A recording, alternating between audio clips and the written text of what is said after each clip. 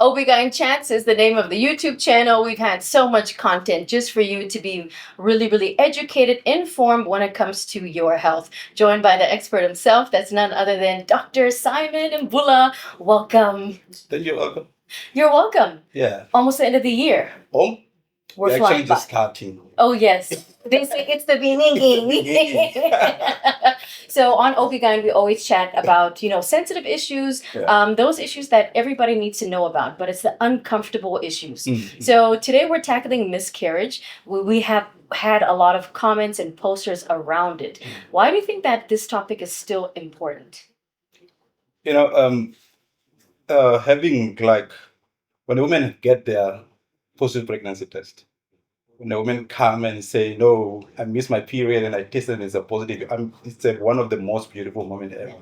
It's a joyful moment to a woman herself, to a partner, and when they lose it, when they go through a process of a miscarriage, it's one of the most difficult situations ever to deal with.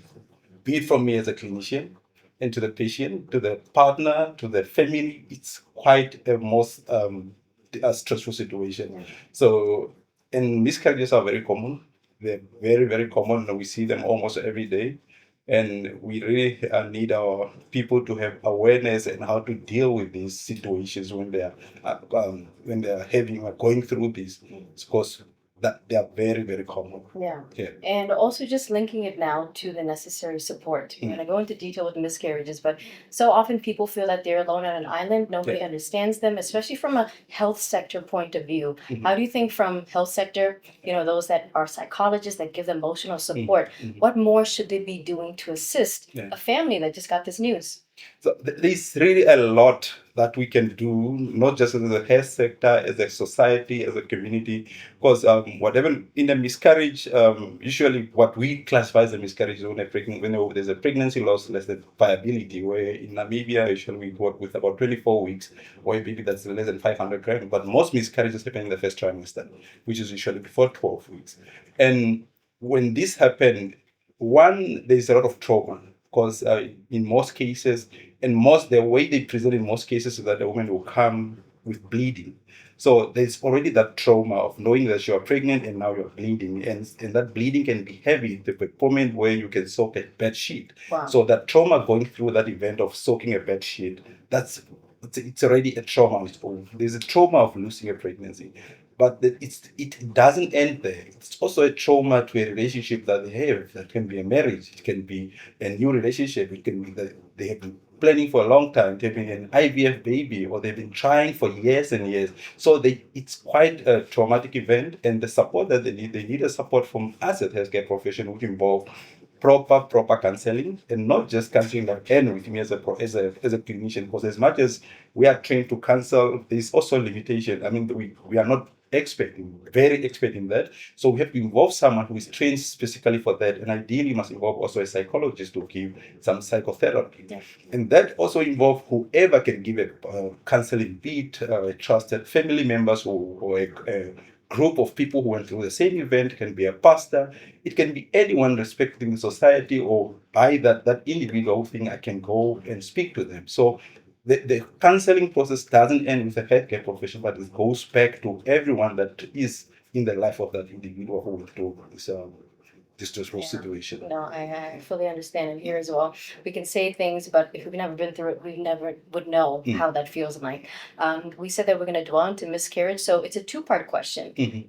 What causes it? And most importantly, are there ways to manage and prevent Mhm. miscarriages? So that's the most common question. And when a woman goes through a miscarriage, the first thing is the first question they ask themselves, what could I have done to prevent this? Because that's the first question. And there's always that guilt, a feeling like maybe it's because I did this, maybe it's because I didn't do this. And in most cases, there always is that guilt that the woman is going through. But I can tell you that miscarriages are so common that one in five women who are pregnant will end up with a miscarriage. Wow. And we won't be able to tell you what causes it. We know we can do all the investigation, and everything will come out normal. Because in most cases, what causes this is just that the babies, when the baby was being formed, when chromosomes were coming together, there was some abnormality there, and eventually end up with a miscarriage. So they are so common that Some women will go through a miscarriage, they won't even notice because they just feel like, okay, this month my periods were a bit heavier than normal. Then it ends there. They never did a pregnancy test, but they were actually pregnant. That's why the prevalence of miscarriage is like 1 in 5 who end up with a miscarriage. The question is, will it repeat itself? Not always. That's why in many cases, when we have a patient who have a miscarriage, we don't always do investigation, especially if the first time miscarriage, because we know how common it is. And even if we do any other investigation, we might not find anything. And it's only 27% of women that go through miscarriage that you will be able to find something. So it means it's about 2 in 10 that you'll be able to find. But about 80% can do all the investigation and there will be nothing wrong that you find with them. That's how common it is.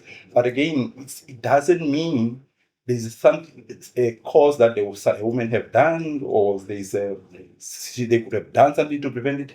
There's nothing that could do, and especially and in the first trimester, there's nothing that a patient could have done, especially when it's just a first time miscarriage. There's also nothing that a doctor could have done unless there is a cause that was identified that could have been prevented. But if there's nothing, it's just nature, and in most cases, and that's how common it is.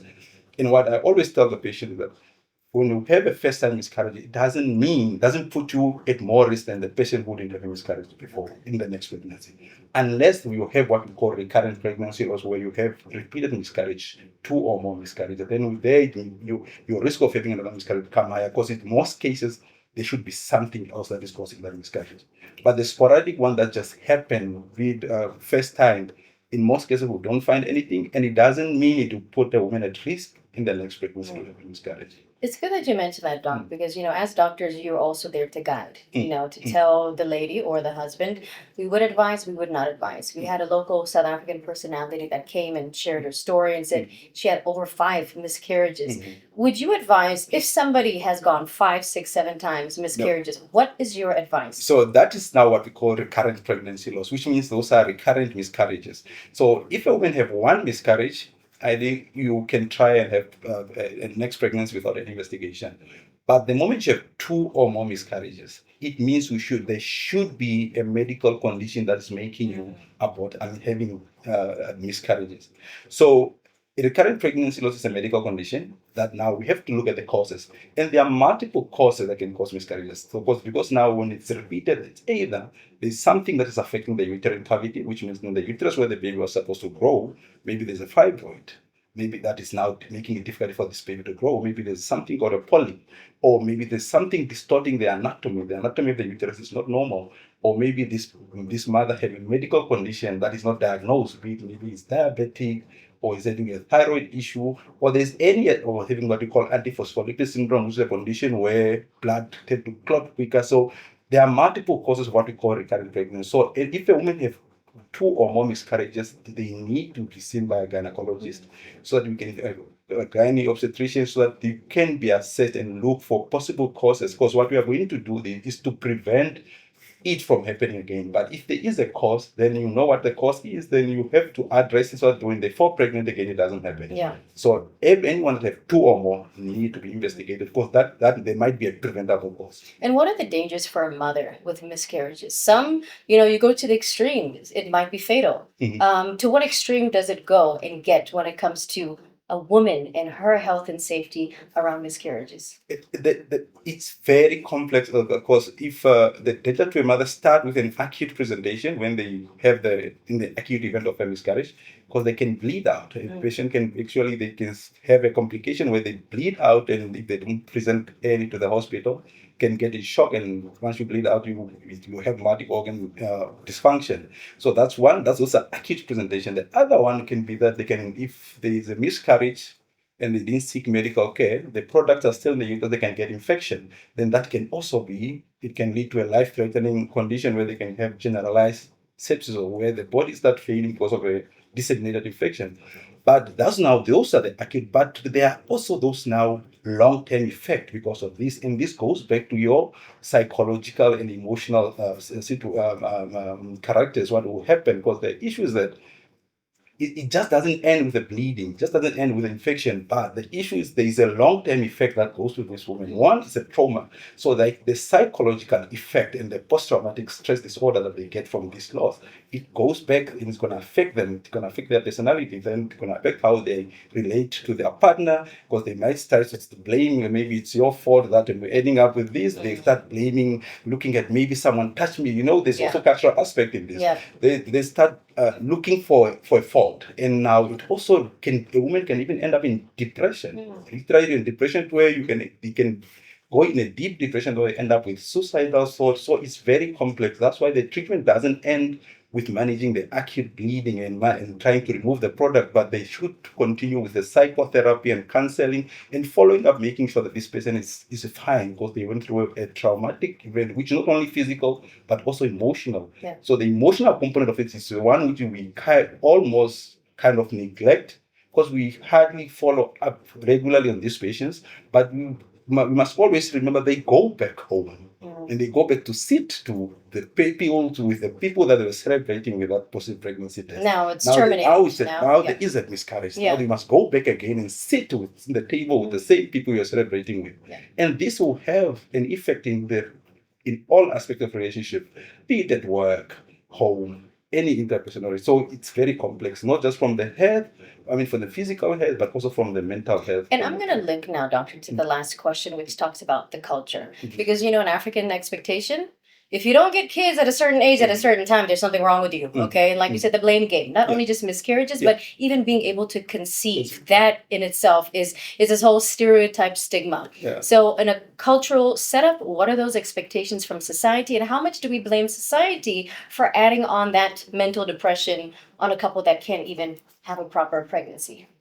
Culture plays a role in, and that's why for us, even as a clinician, we have to educate ourselves about the patient's background. Because when you see a patient, we look at what are their cultural beliefs, what are their religious beliefs, what are their social, because it plays a role on how you're going to counsel this patient. So the culture does play a significant role, because in our community, when a woman has a miscarriage, there are some people who believe that no, maybe this happened because of what you did, because maybe it's a bad luck from your or witchcraft in the African society, or it's because there was a man that was involved. So there's a lot of theory that will come. So that's how culture definitely is involved, because the issue with culture is not that it's going to affect the pregnancy, but it's going to affect the emotional status of this mother.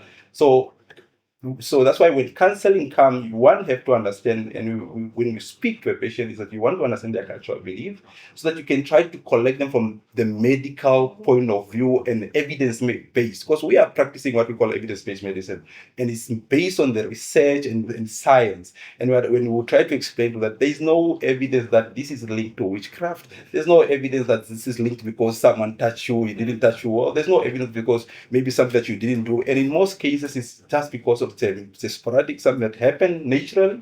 And if there is a secondary cause, we'll be able to tell them. So literally with culture, it goes back to us educating and making sure that our patients understand which would be the cause, and try to delink beliefs and all myths regarding miscarriage. And when there is a miscarriage, that now women who come now with what I stated as the recurrent pregnancy loss, where they have repeated miscarriage because of a certain cause.